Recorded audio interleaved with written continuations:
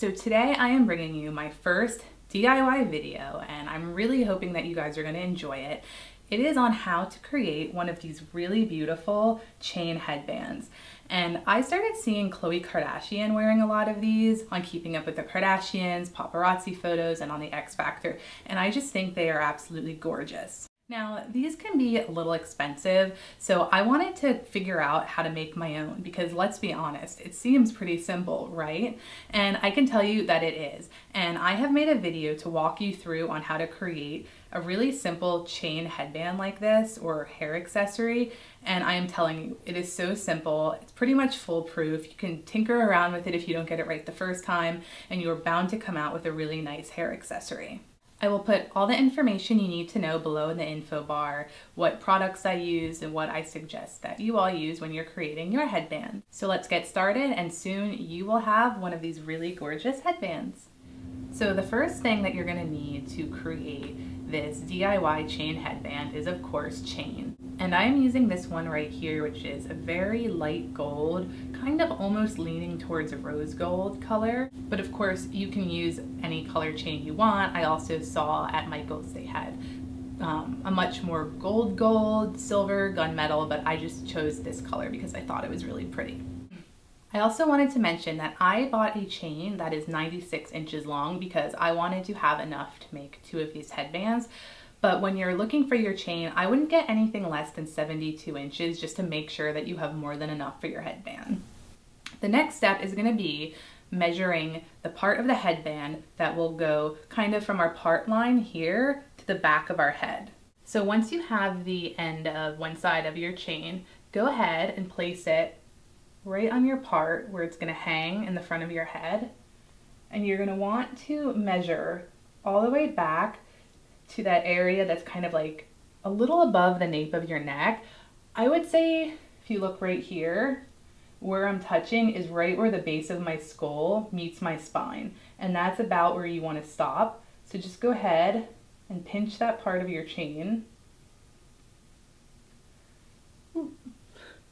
And then that will be where you want to cut or trim your chain to. For this next step, we're gonna need pliers. If you have a pair of needle nose pliers, that would be great. I don't have any, so I'm just gonna go ahead and use this pair that I have lying around the house. And what we're gonna do now is open up on the chain where we wanna trim it so that we can remove the length that we wanna use.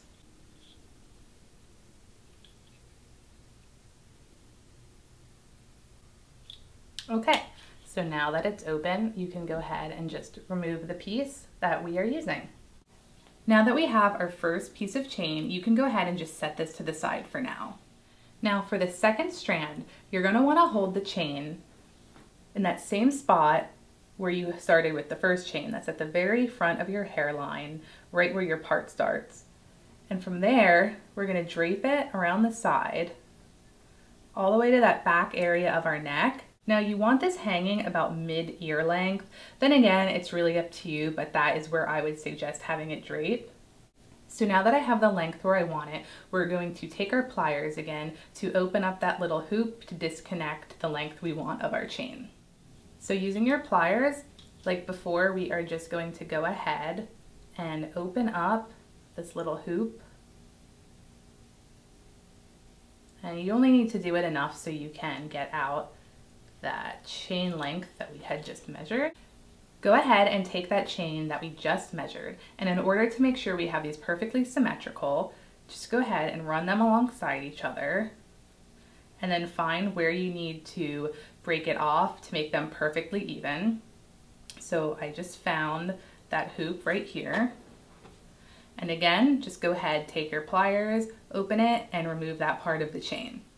Now that I have my 3 strands of chain all sized up and good to go, I am going to be using some of these split rings to connect them. You can also use jump hoops, which you'll have to pry open and close together, but these you kind of just hold them open and slide in the chains.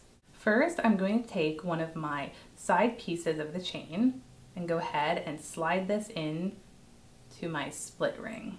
Now go ahead and take your middle chain, which was the first one we measured, and slide that one into your ring as well.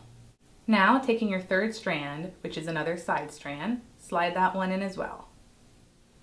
Now I have all 3 strands connected on my hoop, and in the case of my headband, my middle strand is just a little longer, and then the 2 strands on each side are both nice and even. So for the next step, we are going to take these bottom 3 pieces, which is going to be where we connect it at the back of our head, and we are going to use the same technique by connecting all 3 of these strands to one of the little hoops.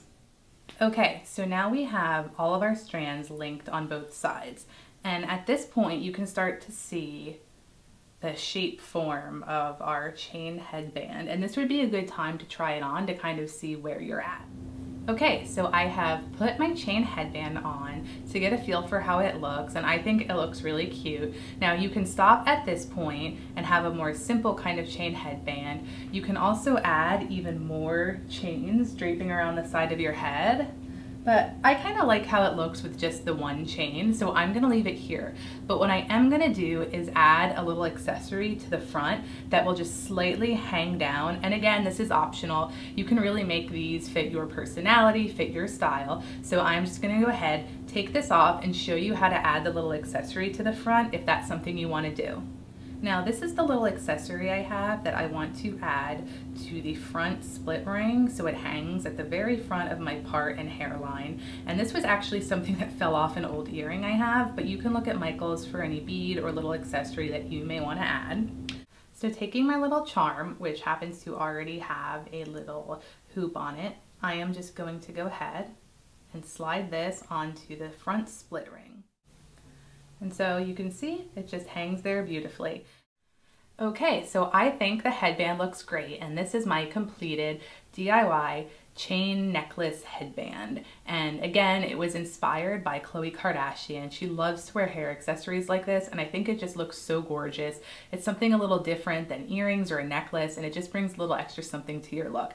And as you saw, this is so simple to do. It honestly would cost, I would say, around $5 per chain headband you do, assuming you don't add any crazy accessories. But still, I mean, that's such a great deal because these things can go for up to $30 I've seen on Etsy. So it can save you a lot of money if you're willing to just go through the steps and make one yourself. I really hope you guys enjoyed this video. Let me know if you would like to see more DIY kind of beauty tricks in the future, and make sure to leave me comments below and let me know if you make your own headband. And I love to see pictures, so if you do, be sure to tweet them at me or post to my Facebook page, and I will have all the links below. And as always, don't forget to like the video and subscribe, and I will see you all next time. Bye!